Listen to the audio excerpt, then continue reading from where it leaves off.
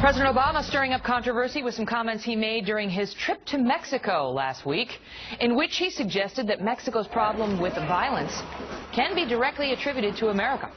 Some 60,000 people have been killed in drug-related violence south of the border since 2006, and the president said Americans are partly to blame. We understand that much of the root cause of violence that's been happening here in Mexico, for which so many Mexicans have suffered, is the demand for illegal drugs in the United States. And we also recognize that most of the guns used to commit violence here in Mexico come from the United States.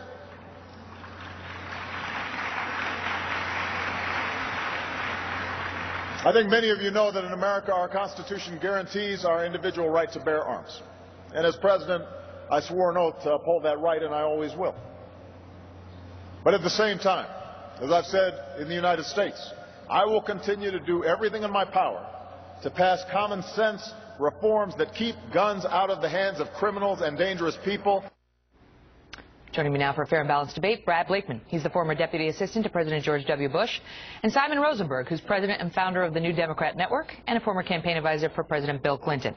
So let me give you a piece, just a little bit from Niall Gardner, he's been on Fox News, and he's a well-published journalist. He comes out and says in response to this quote, "Is there no end to the apologies that President Obama has made for his own country?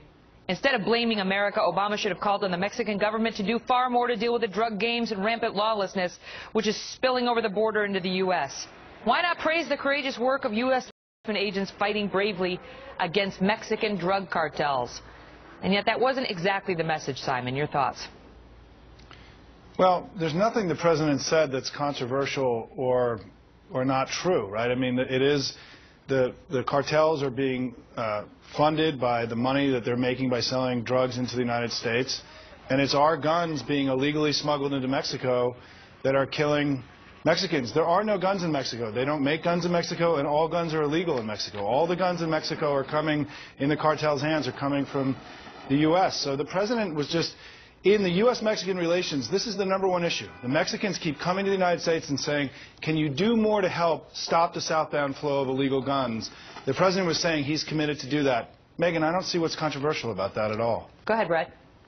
Well, Megyn, I got to tell you, having our president apologize for illegal guns from America to Mexico is like Pablo Escobar apologizing for drug abuse. The fact is the president was complicit in illegal guns under Fast and Furious, a U.S. government operation that ran illegal guns into Mexico, that killed hundreds of Mexicans and killed, by the way, a U.S. Border Patrol agent. So the president is apologizing for his own behavior.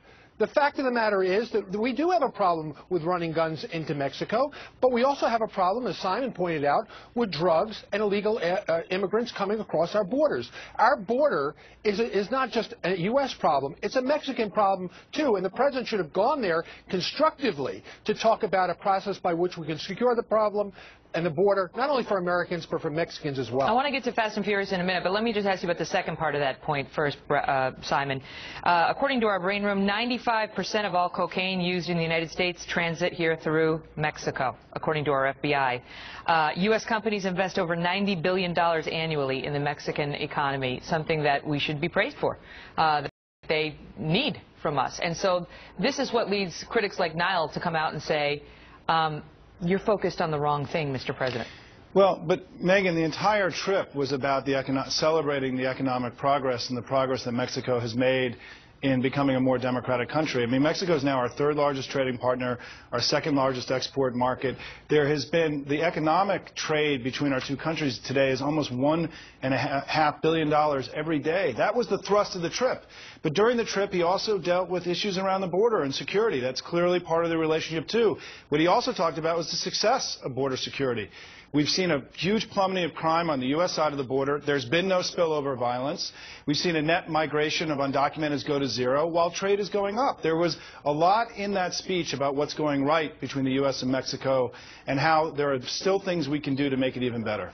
Niall goes on to say, Brad, that it is about time that President Obama stood up for his own country instead of frequently talking America down and lowering its prestige on the world stage. This is not the first time he's been criticized for going abroad, and as the president, you have such power with the microphone.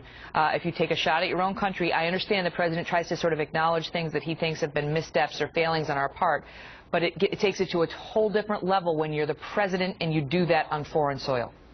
But this is the president who started his presidency with an apology tour in Europe and in the Middle East. And what did it get us? It got us a more dangerous and weak world when we see a president who doesn't mean what he says and his actions are not there to back up his words. We've seen it in the red line in Syria, closing Guantanamo.